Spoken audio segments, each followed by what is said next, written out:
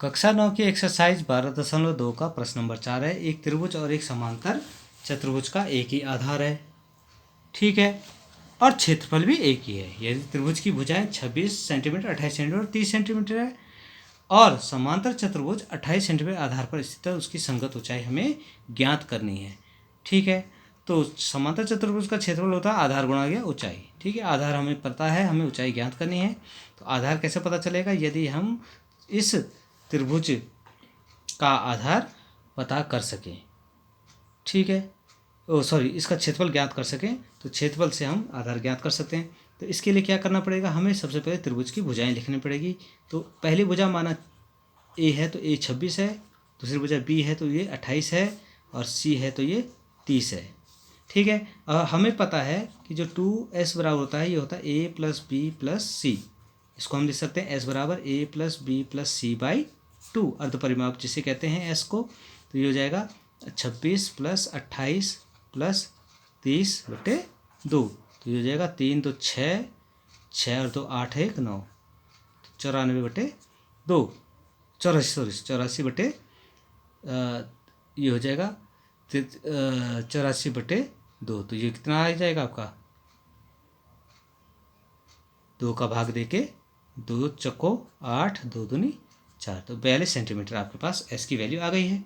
अब त्रिभुज का क्षेत्रफल, जो फार्मूला हमें पता है हीरोन का, ये होता है √s into s minus a s minus b s minus c, ठीक है। तो √s का मान कितना है? 42। तो 42 माइनस 26, 42 माइनस 28 और 42 माइनस 30, ये फार्मूला हमने अप्लाई कर दिया है। तो ये हो जाएगा √42 गुणा गया 42 माइनस 26 कितना होता है? 16 होता है। 42 माइनस 28 ये 14 होता है और 42 माइनस 30 12 होता है। इसका हम वर्गमूल ज्ञात करेंगे, ठीक है।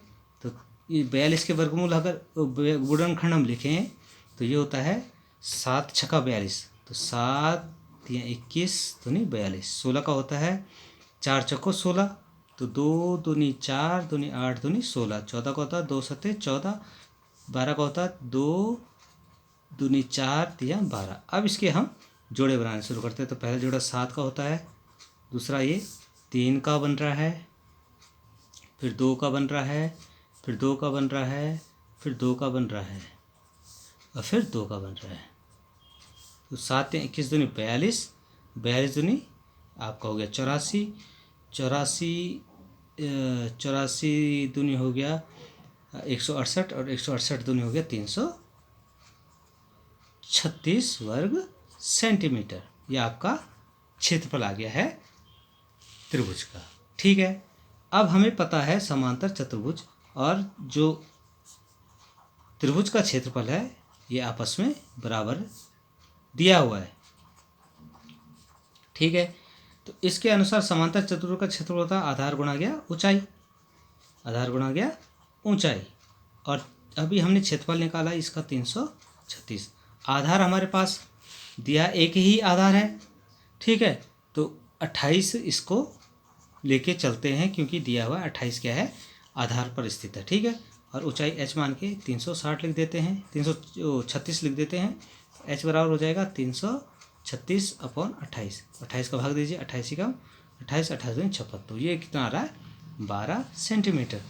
तो इसका मतलब ये हुआ कि जो समांतर चतुर्भुज है उसकी ऊंचाई कितनी है? 12 सेंटीमीटर है।